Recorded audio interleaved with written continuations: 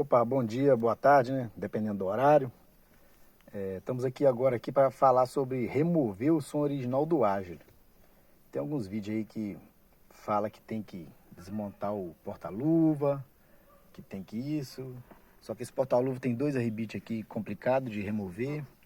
Acaba que eles mostram o vídeo com o porta-luva arrancado, mas eu vou falar para vocês o que tem que fazer de fato para arrancar, para remover. A gente tem que, antes de mais nada, né? Meu nome é Wendel, eu trabalho com a HP Autoportas, com equipamentos e manutenções de automóveis, vidro elétrico, trava elétrica, insufilmes. E o que acontece? Geralmente a gente usa um varão perfurado ou alguma pecinha do tipo tal que encaixa nos orifícios para sacar o som.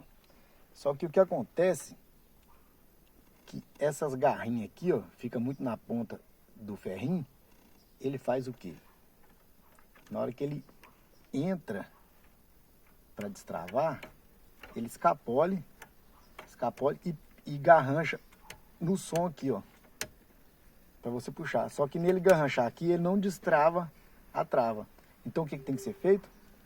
Você tem que pegar e fazer uma fenda na diagonal, cerca de 1,5 cm, para acontecer o quê? Para na hora que você engatar ela,